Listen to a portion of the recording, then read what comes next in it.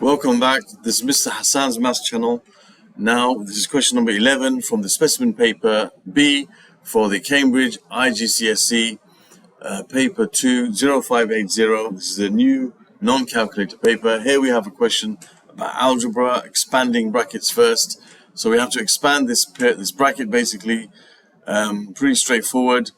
You got to multiply the number outside the bracket by the numbers inside the bracket. So 2x is multiplied by 3x squared. We can take this one step at a time in our mind. So 2 times 3 is 6, and x times x squared is x to the power of 3. Remember, you multiply x by x squared, you're adding the powers. This is x to the power of 1 times x to the power of 2. You add the powers, you get x to the power of 3. And then you got to multiply the 2x by the negative 8x. Don't forget this is a minus sign. So you have 2 times minus 8 is minus 16, and then x times x is x squared.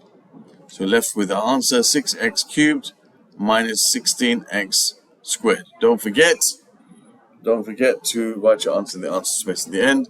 And then part B part 1 is about factorizing. So you got to factorize x squared minus 19 squared. Now this is a difference of squares. Okay, some people will be a bit confused by this. They'll say, well, 19 is not a squared number. But this is not, the question is not x squared minus 19. Okay, that's not the question. The question is x squared minus 19 squared. Right, so they're kind of being a bit kind to you. They could have given you this number as what 19 squared actually is. But what we have to do here is understand that this is actually a squared number. This is 19 squared. So you can write this in two brackets when you have a difference of squares. You write one with a plus and one with a minus, and you'll end up with x plus the square root of 19 squared, which is 19, and x minus the square root of 19 squared, which is, as we said, 19.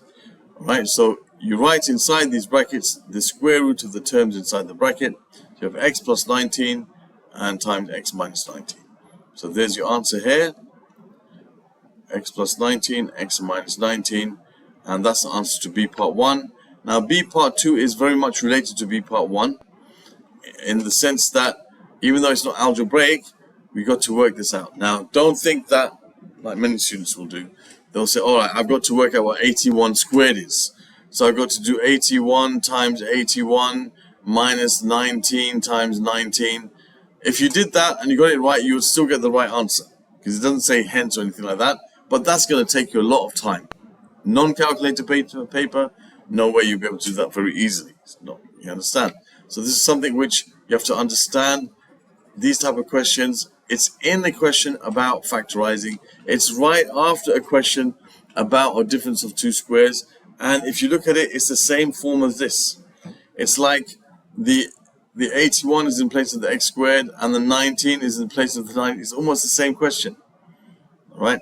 It's a lot of these type of questions would say hence work out. In the previous syllabus, when we had calculator paper, it would say hence, calculate, and then you'd have to use the steps that we did before. So if you look at this and this, you'll notice that they are basically the same thing.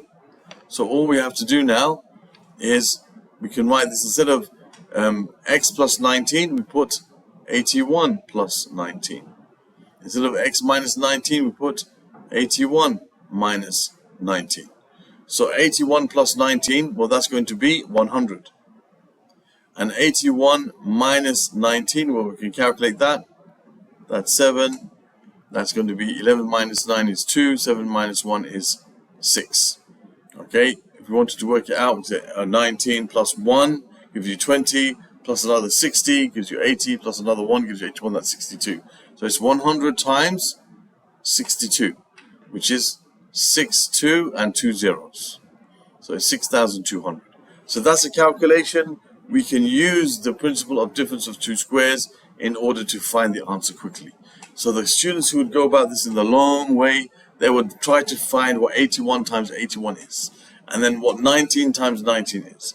And then they would subtract those two numbers, but that's going to take you a long time. And as obviously you can see from the way the question is set up, that's not what's intended. So it's very important for you to understand how to deal with such questions. So there's question number 11 done from this paper. Other questions from this particular paper are found in the link at the top here. Other questions dealing with algebra of P2 of the non-calculated syllabus, you'll find in the playlist over here. My other questions generally on algebra from the previous syllabus will be found in the playlist over here. And you can subscribe to the channel by clicking on the link at the top. Thank you for watching and see you soon.